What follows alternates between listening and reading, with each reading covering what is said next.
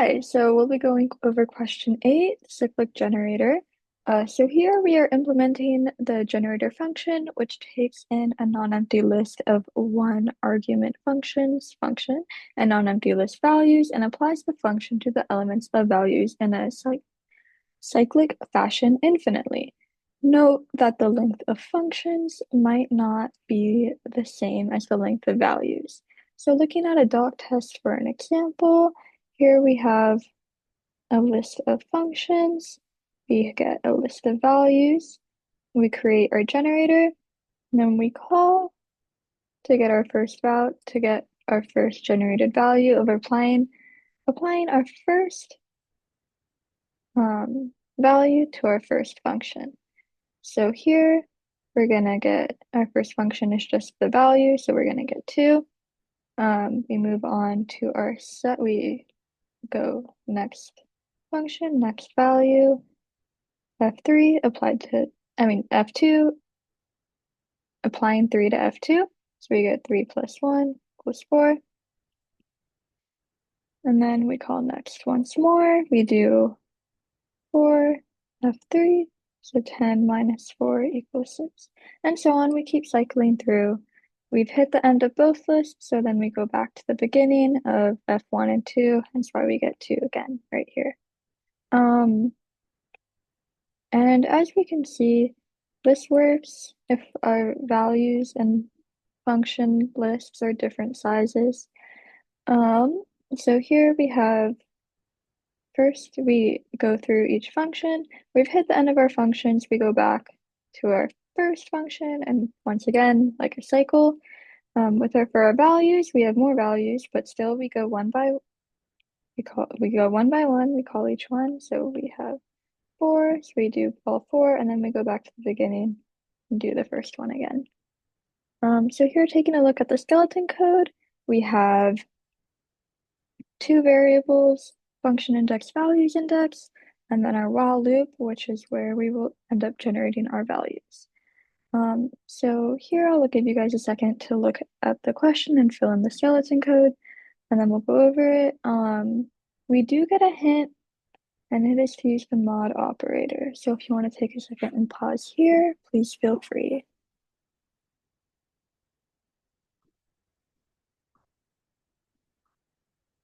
Okay, so continuing on to part A, looking at blank A, we see that it is our conditional of our while loop. So this while loop is where we will generate our value when we call next, right? And we know that we want this to work forever. We never want this to end. We want the cycle to go infinitely. So because of that, we want to always be in our while loop. And the best way to do that is to just set our conditional equal to true. If our conditional is always true, we will never leave the while loop, and therefore we'll constantly be able to generate values indefinitely. Okay, moving on to blank B, we want to assign whatever we fill in blank B with to cur fn. So that basically implies we want cur fn to be a function, right? Because it's our current function for that iteration. So that means the way we know it's a function in our list of functions. So that tells us we'll be indexing into our list. And here we can also think to use one of our given variables, functions index. But let's make sure that we're always going to be having a valid index. And as the hint suggests, we can do this by using the mod operator. So how this is going to work is if we talk through mods themselves, they always give us the remainder of whatever number we're dividing by, right? So 0 mod 3 is going to give us 0. 1 mod 3, 1. 2 mod 3, 2. 3 mod 3, 3 divided by 3 is 0, it has a remainder of 0. So, and so on. 4 mod 3, 4 divided by 3 will have a remainder of 1. 5 divided by 3, remainder of 2. 6 divided by 3 doesn't have a remainder, and so on.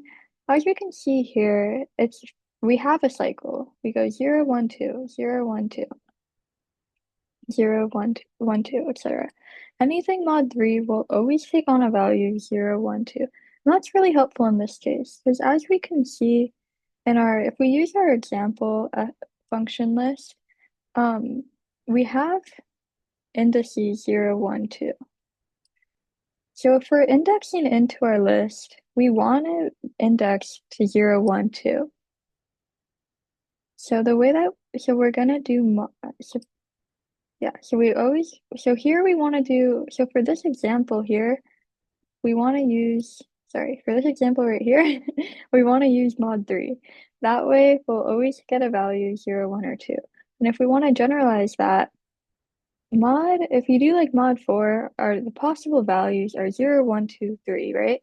Because the remainder when you divide by 4 is either going to be 0, 1, 2, or 3, and so on. If you do mod 8, you're going to have either your possible values are 0, 1, 2, 3, 4, 5, 6, 7, right? And those are our possible indices when we have a list of a length 8. So with a list of length 3, our possible values are 0, 1, 2. So therefore, if we mod by the length of our list, we'll always get a valid index. Okay, moving on to blank C, current value. So pretty similar to current function, we want this to be a value from our values list. So we know we're indexing into our values, and using the same logic as part B, can use our values index. So we know where in our list we want to be to make sure it's a valid indice. I'm going to do length values. And here we can also see that that we can have a mismatch of length values to length functions, right? Like here, because we'll get the correct call. Blank D right here. Okay, so let's look at this line. Cur function, current value. So we know our current function is going to evaluate one of the functions in our list. Our current value is going to give us a value in our list, and function called on our value is a value. And this value is actually going to be the value we want to generate when we call next, right? Like if we just pick an arbitrary next call, this is the same thing as this, right? So this is what we're actually generating, our final value. So the way we do that is actually with yield, because we're doing a generator, right? So we never want to return anything, we're just yielding it so we can continue on for the next cycle when we call next again. Okay, on to blank E, you can see that it is the same for the last two lines. And here, we can see that we're doing a cycle, right? We're iterating, we're going up by 1 each time.